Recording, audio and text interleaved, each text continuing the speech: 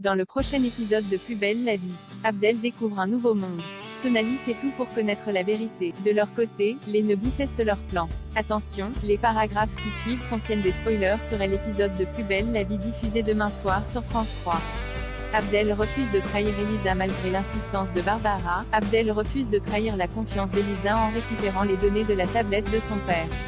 Le lendemain, Vincent et Elisa peaufinent les derniers préparatifs de la garden party. Vincent remarque à quel point sa fille rayonne depuis qu'elle est avec Abdel.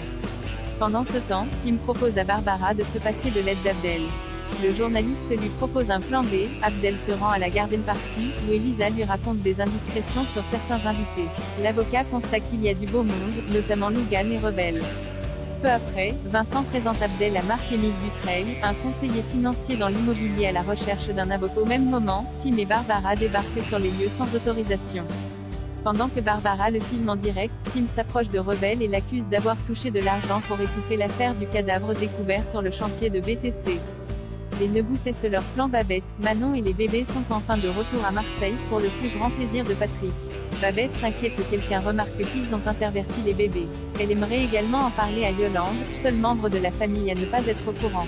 Mais Patrick préfère qu'ils s'en tiennent tous à leur plan initial. Lorsque Yolande leur rend visite, elle confond les bébés, jusqu'à ce que Patrick lui fasse gentiment remarquer. Après quoi, ce dernier fait visiter à Manon le studio juste au-dessus de chez eux pour qu'elle puisse s'y installer. Patrick retrouve ensuite Babette et la convainc de sortir faire un tour avec Raphaël. Ils croisent Thomas et Jeanne, qui n'y voient que du feu, puis Claire et Léo, qui trouvent au contraire que leur fils a beaucoup changé. Sonali et Dimitri sont soudés. Sonali continue de garder le silence, y compris face à son père, par solidarité pour Dimitri. Si Bastien s'inquiète, Luna le rassure. Sonali et Dimitri se réunissent pour la fin de leur. L'adolescent reçoit alors un message du numéro masqué le félicitant d'avoir gardé le silence pendant 24 heures. Il reçoit également une photo. Sonali y reconnaît Rudy, Johanna, Nathan et Natacha. Dimitri suppose que le suicide de sa sœur est lié aux personnes qui sont sur cette photo. Pendant ce temps, Lola continue de superviser l'organisation du bal de promo.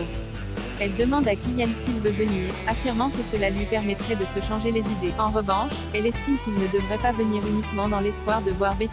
Vexé, Kylian rétorque qu'il ne viendra pas au bal.